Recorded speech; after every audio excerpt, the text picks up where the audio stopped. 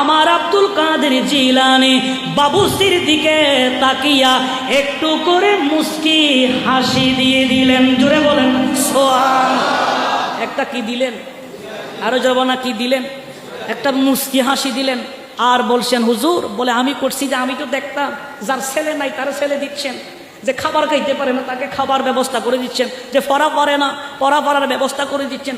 আমি তো দেখতে পেলাম, আর আমি প্রত্যেকটা দিন দেখছি আর ডাক না উল্টাই তো আমার 12 বছর শেষ, আর আমি দেখলাম যে সবাই দিয়ে দিচ্ছেন, আর আমাকে তো আপনি কিছু দিচ্ছেন না। এই জন্য আমি রাগ করে ঘর থেকে বাহির হইয়া বিক্রের নিচে গেলাম।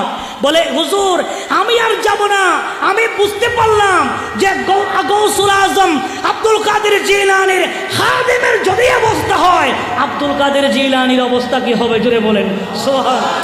একজন বাবুর্চি ছিলেন। কি ছিলেন? শেষ একজন কি ছিল? বাবুর্চি। কয় বছর করেছেন? 12 বছর। কয় বছর? 12 বছর। 12 বছর কাজ করতে করতে খাদেম বলছে, বলে আমি দেখলাম যে যার সন্তান নাই তাদের সন্তান দিয়ে দেয়, বলে যে মুসিবতে বাজে মুসিবত থেকে উদ্ধার করে। এ বলে আমি দেখলাম যে সব কিছু আমার আব্দুল কাদের, আমার পীরে মুর্শিদ যার খেদমত আমি করি সে সবাইরে দিয়ে দেয়, আর আমি ফকিরের মতো বসে থাকছি। আমি কিসের মতো? আমি ফকিরের মতো বসে থাকছি। বলে এটা তো হয় না। রাগ করি বাবুর্চি যিনি ছিলেন রান্না বান্না করতেন, খাদেম যিনি ছিলেন, রাগ করে চলে গেছে। রাগ করে কি? আরো যখন রাগ করে চলে গেছে। চলে যাবার পরে একটা বৃক্ষের নিচে আরাম করছে। একটা বৃক্ষের নিচে আরাম করছে। মানাকিব গৌসুল আজমে উল্লেখ করছেন, আরাম করছে, ঘুমাচ্ছে। এমন সময় 70 জনের একটা আবদাল। 70 জনের কি? 70 জনের একটা দল আবদাল। এরা আসছেন। আসার পরে দেখতেছে আব্দুল কাদের জিলানীর বাবুর্চি বৃক্ষের নিচে ঘুমায়। তো এরা ক্ষুধার্ত, কারণ আল্লাহর ওলিরা তো বন জঙ্গলে থাকে। এরা আল্লাহর ইবাদতে মগ্ন, দুনিয়াদারির তাদের কোনো সম্পর্ক, আরো যারা বলেন না সম্পর্ক নাই। তো এরা কি করছে? আসার পরে দেখতেছে বাবুর্চি ঘুমাচ্ছে। একজন বলছে, বলে এটা কি আব্দুল কাদের জিলানীর বাবুর্চি না? বলে হ্যাঁ। বলে আমরা তো একেবারে ক্ষুধার্ত। এখন 70 জনের এই আবদাল, এরা আল্লাহর দরবারে হাত তুললেন। জোরে বলি সুবহানাল্লাহ। কার দরবারে? আরো জবানা কার দরবারে? আব্দুল কাদের জিলানীর বাবুর্চি গাছের নিচে ঘুমায়। 70 জনের একটা আবদাল। আবারও বলছি, প্রত্যেকটা পেছনে হাদিস আছে না নাই? আরো জবান আছে না নাই? উনি আরাম করছেন, ঘুমাচ্ছেন। আর ওই 70 জনের দল, তারা দেখতেছেন আব্দুল কাদের জিলানীর বাবুর্চি। আর 70 জন তারা হাত বাড়িয়ে বলছেন, আল্লাহ দীর্ঘদিন যাবৎ খাবার নাই, পেটে অত্যন্ত ক্ষুধা। ওগো রব্বুল আলামিন, আব্দুল কাদের জিলানীর খাদেম বাবুর্চির উসিলায় আল্লাহ আপনি আমাদের জন্য খাবারের ব্যবস্থা করেন। জোরে বলেন সুবহানাল্লাহ। ভালো জিনিস। আল্লাহর বলি যারা আছে, তাদের খাদেম যারা আছে, এদের উসিলায়ও আল্লাহর কাছে চাইলে কি আরো জলবান আল্লাহর কাছে চাইলে পাওয়া যায়। আপনি মা বাবার খেদমত করছেন না, এই আপনি যে মা বাবার খেদমত করছেন, এটার উসিলা দিয়ে যদি আল্লাহর কাছে যান, বিপদ থেকে আল্লাহ বাঁচিয়ে নেবেন। কথা বলেন ঠিক কিনা? আপনি সুন্দর রূপসী মেয়ে দেখছেন, কিন্তু আপনি আপনার অন্তরকে কন্ট্রোলে রাখছেন। আপনি সেই ওয়াসওয়াসা থেকে নিজেকে হেফাজত করছেন। আপনি যৌবনকে হেফাজত করেছেন। আপনি আল্লাহকে বলবেন, আল্লাহ এটা হেফাজত করেছি শুধুমাত্র তোমাকে ভয় করার কারণে। আমার নবী বলছেন, এটা যদি সে উসিলা বানিয়ে যদি আল্লাহর কাছে চায়, আল্লাহর কাছে যা চাইবে আল্লাহ তাই দিয়ে দিবে। জোরে বলি। এটা আমি বলছি না তো, এটা আমার নবী বলছেন। হাদিস সহিহ বুখারী শরীফ। কোন শরীফ? আরো জবানা কোন শরীফ? সহিহ বুখারী শরীফ। অধ্যায়ের নাম হচ্ছে কিতাবুল আম্বিয়া। আরো যারা বল না কি? সোশ্যাল মিডিয়া আছে না নাই?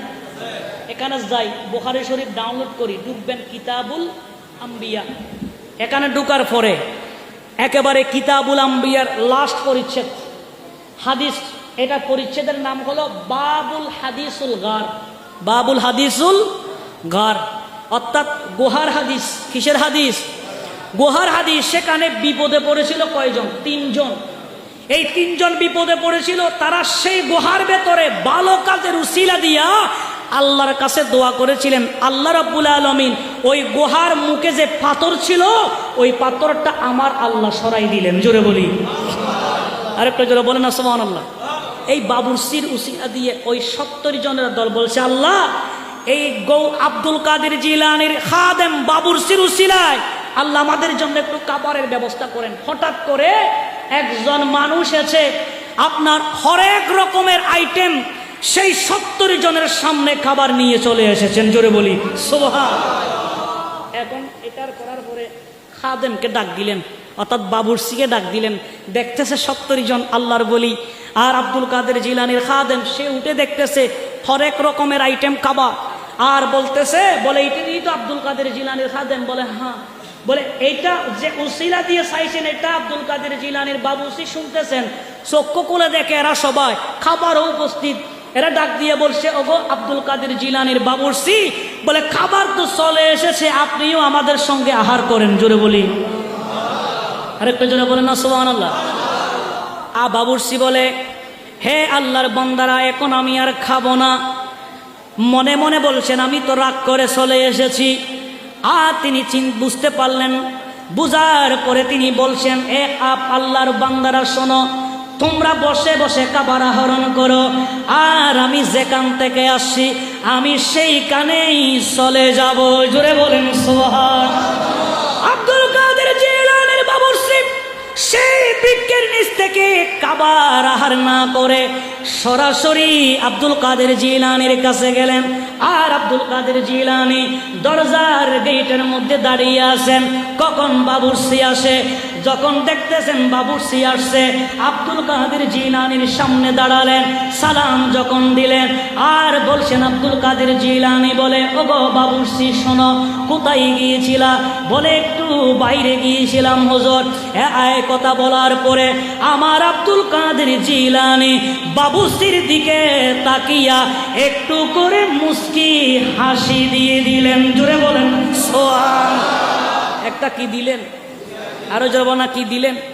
একটা মুস্কি হাসি দিলেন আর বলছেন, হুজুর, বলে আমি করছি যে আমি তো দেখতাম যার ছেলে নাই তার ছেলে দিচ্ছেন, যে খাবার খাইতে পারে না তাকে খাবার ব্যবস্থা করে দিচ্ছেন, যে পড়া পারে না পড়া পড়ার ব্যবস্থা করে দিচ্ছেন।